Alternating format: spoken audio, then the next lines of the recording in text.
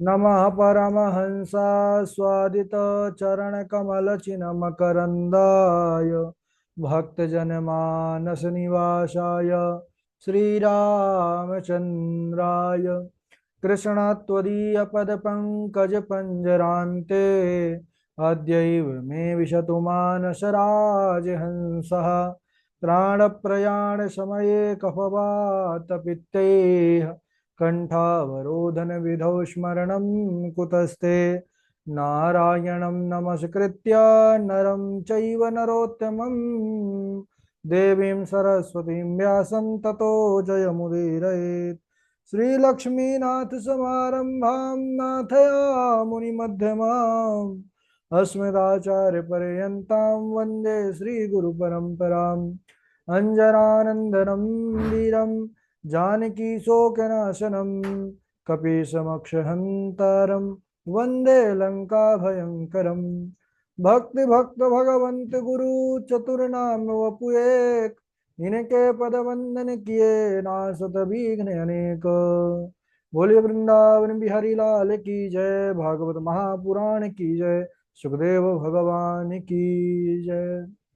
परम मंगलमय परात्पर अखिलेश्वर अचिंत कल्याण गुणगण निधान सर्वेश्वर सर्वाधिपति अकारण करुणा वरुणालय अकारण करुणाकारक सकल जन्य कल्ल शापहारक परात्पर पर ब्रह्म सच्चिदानंद स्वरूप परमपिता परमात्मा श्री राधा गोविंद सरकार राधा रमण बाधा हरण श्री बांके बिहारी लाल उनका यह वांगमय शब्दमय विग्रह श्रीमद् भागवत महापुराण कोटि कोटि नमन कोटि कोटि प्रणाम। इस परम पावन पुराण ग्रंथ पारमहंसों की पावन संहिता को परमाराध्य नंद नंदन यशोदा नंदन ब्रिज रंजन देवकी नंदन श्याम सुंदर श्री कृष्ण के पाद पद्मों पर कुर्सा नमन नतमस्तक वंदन एवं अभिनंदन। उनकी आह्लादनी शक्ति प्राण प्रिया जगत वंदनी वृषभानंदनी भासुती जगदीश्वरी बरसाने वाली श्री किशोरी जी के पावन चरणारविंदों पर कोटसा प्रणति समस्त भूतादिक सिय राम मैं सब जग जानी करहूँ प्रणाम जोरी जुग पानी। हम सबका यह परम सौभाग्य कि भागवत साप्ताहिक कथा सीखने का शुभ संकल्प विचार लेकर के एक स्थान पर एक साथ जुड़कर इस पावन पुराण श्रीमद् भागवतम की तैयारी कर रहे हैं। बड़ा ही आनंद आ रहा है। हम सब इस समय श्रीमद् भागवतम के बड़े ही पावन चरित्र प्रसंग पर बने हुए, जिसमें विदुर जी और मैत्रेय मुनि जी का पावन संवाद चल रहा है और चर्चा कर रहे थे कि जब महर्षि कश्यप की जो पत्नी दिति है, दिति से दैत्यों का जन्म हुआ, अदिति से देवताओं का, तो यह दिति एक बार अपने पति के पास आती हैं और पुत्र कामना की इच्छा प्रकट करते हैं। सायंकालीन का समय, तब उन्होंने समझाया कि देवी आप कुछ समय बाद हम आपकी इच्छा को पूर्ण करेंगे, लेकिन उन्होंने जब हट किया, पहले तो बहुत उन्होंने समझाया, चत्वारि खलु कार्याणि संध्या काले विवर्जयेत आहारम मैथुनम निद्राम स्वाध्यायं च चतुर्थक।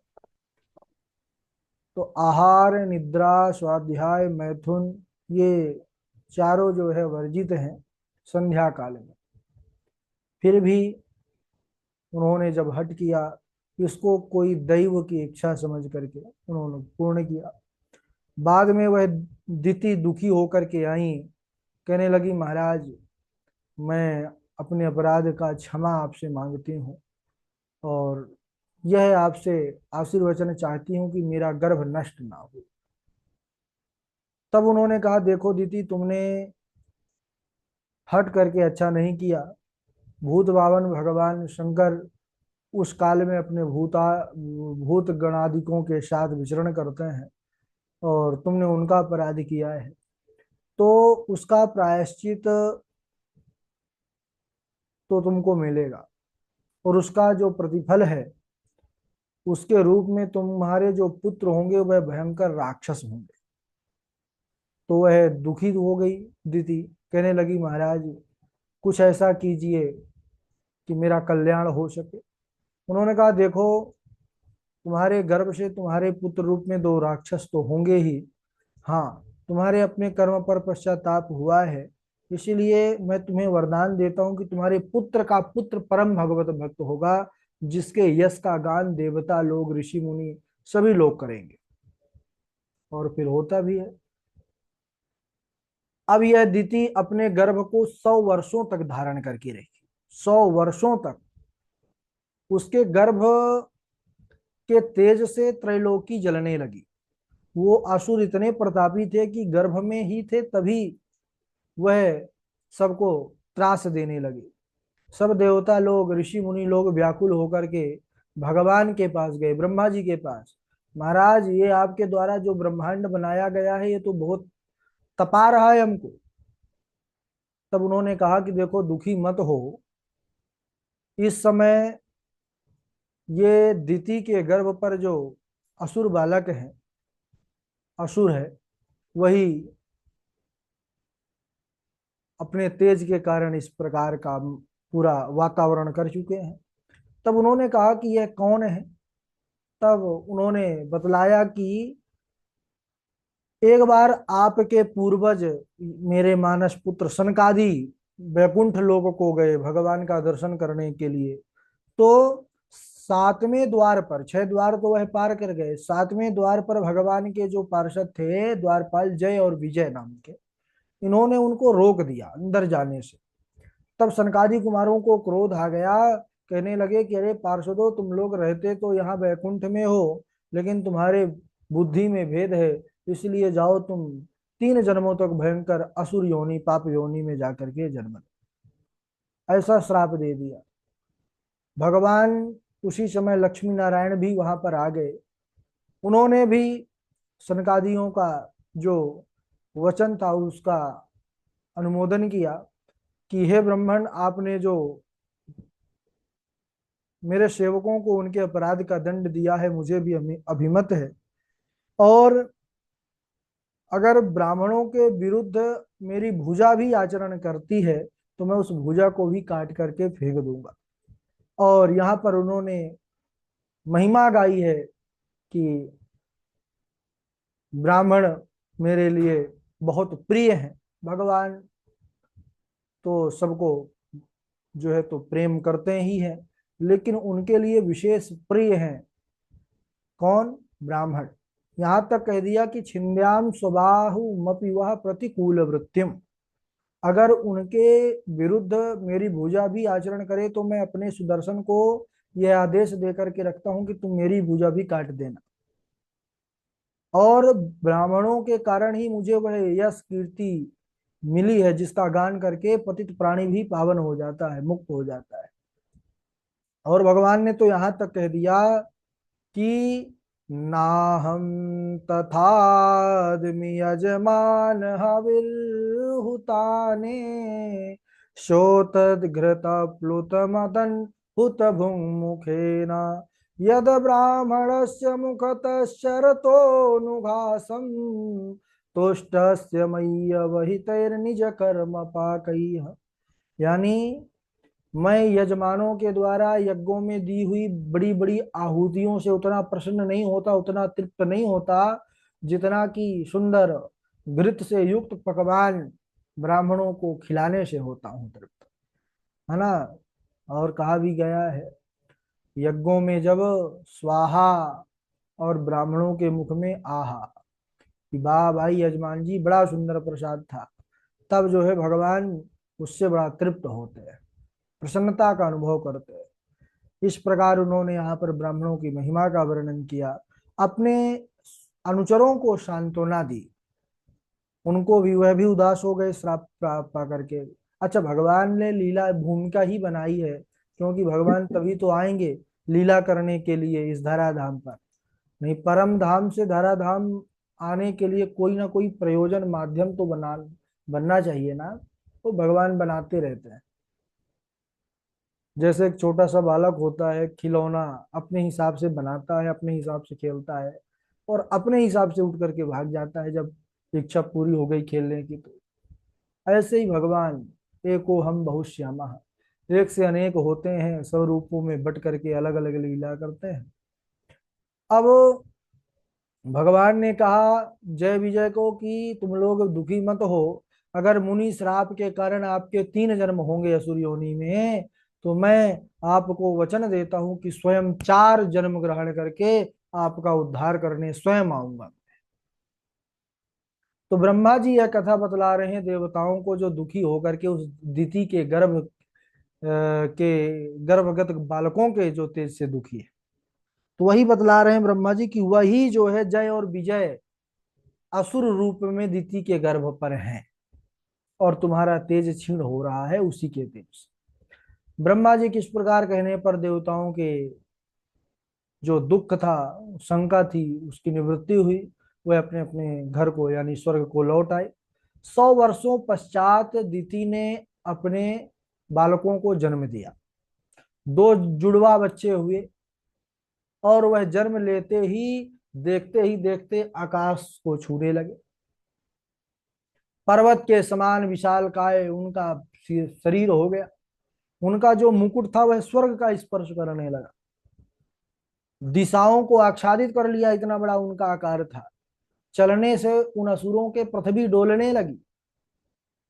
तो उसमें से नामकरण किया महर्षि कश्यप ने। जो बड़ा था उसका नाम हिरण्यकश्यपु, जो छोटा था उसका नाम हिरण्याक्ष रखा। तो एक बार हिरण्याक्ष अपने बड़े भाई को प्रसन्न करने के लिए हाथ में गदा लेकर के इधर उधर घूम रहा था। सबको जो है ताल ठोंक रहा था कि आओ आओ हमसे युद्ध कर लो। अब बलवान तो था, तो सब तो इसके सामने साहस होता नहीं था बड़े बड़े देवताओं को कि आ करके हम इससे दो दो हाथ कर ले। तो ये सबको जो है ताल ठोक, पहले पहलवान होते थे जो बहुत जबरदस्त पहलवान होता था, तो गांव गांव में जो है तो सबको दहाड़ता रहता था। हाँ, सबको बोलता रहता था, अरे आ जाओ अखाड़े में आ जाओ, बात ज्यादा ना करो। तो ताल ठोंकता ठोंकते रहते थे।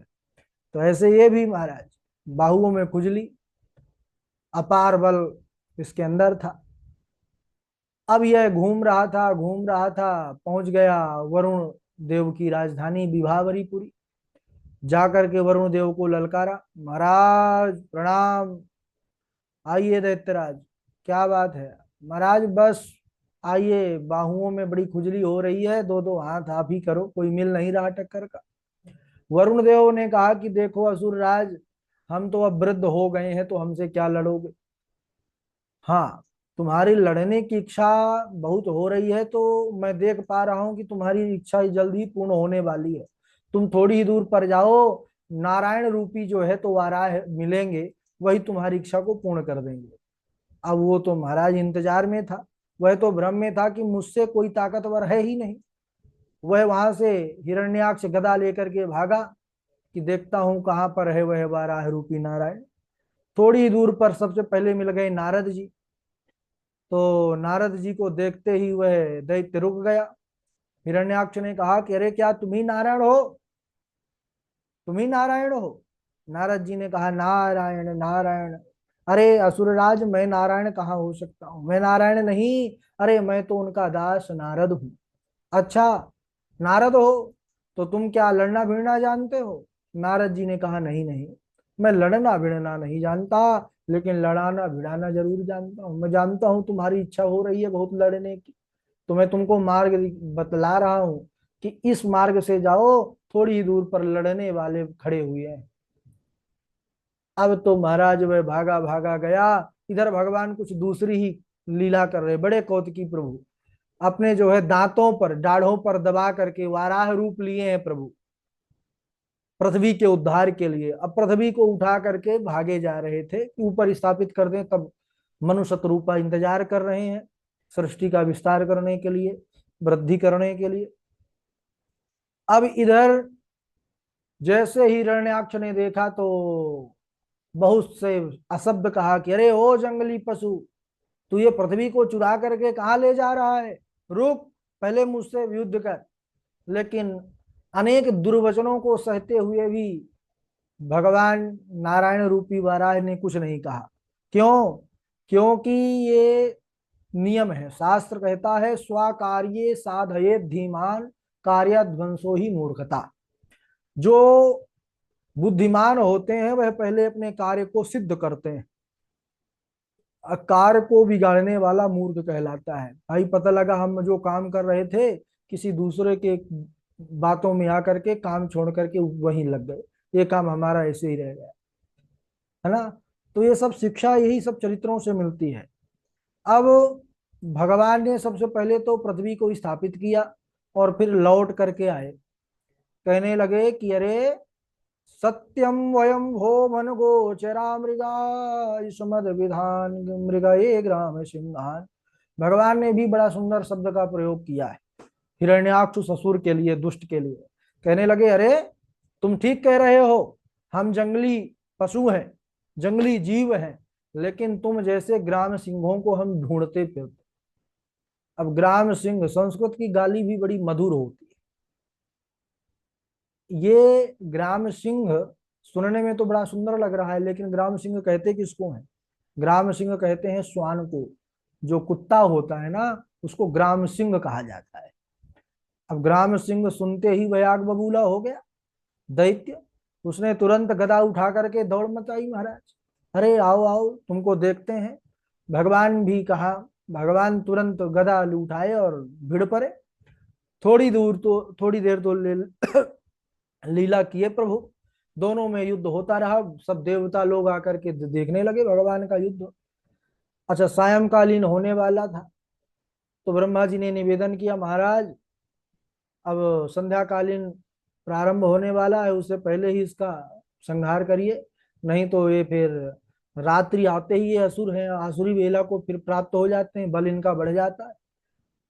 तो थोड़ी देर महाराज लीला करने के बाद भगवान वाराह ने हिरण्याक्ष की कनपटी पर ऐसा तमाचा मारा खींच करके कि वह गोल गोल चाई माई घूमता हुआ और धड़ाम से पृथ्वी पर गिरा। और गिरते ही हिरण्याक्ष का गोविंदाय नमो नमः हो गया।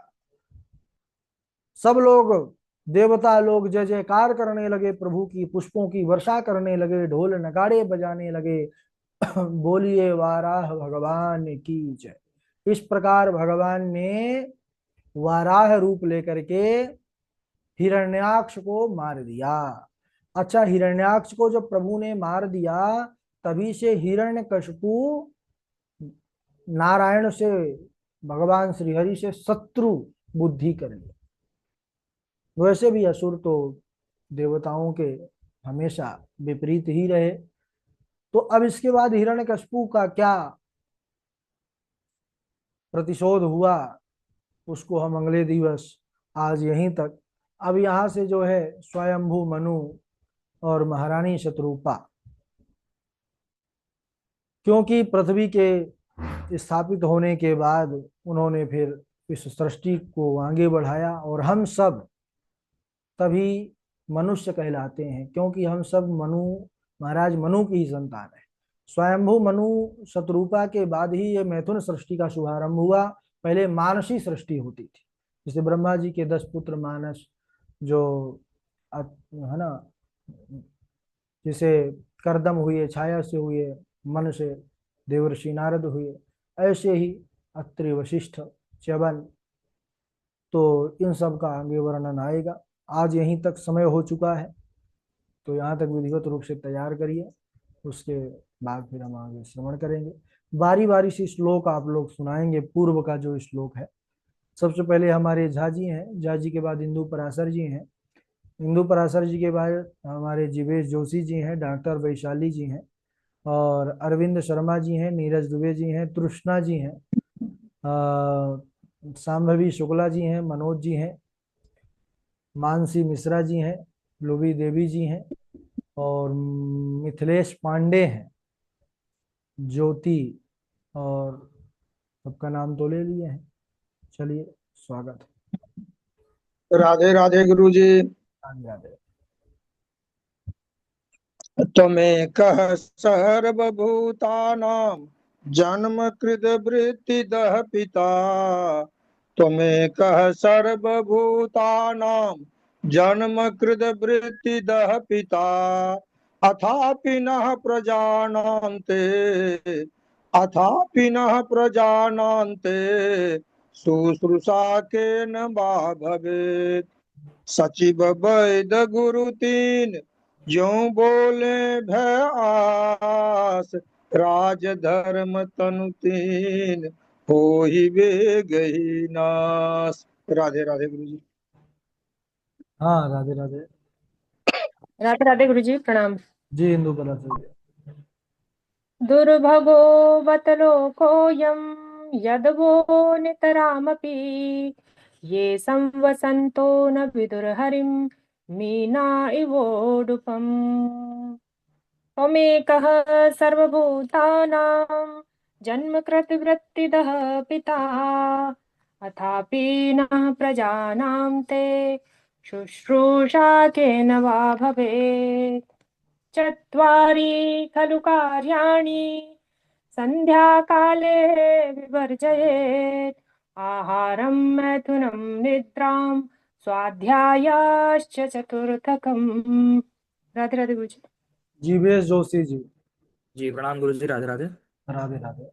सुखाय कर्माणि करोति लोको न तैः सुखं वान्यदुपारमं वा विन्देत भूयस्तत एव दुःखं यदत्र युक्तं भगवान् वदेन्नः।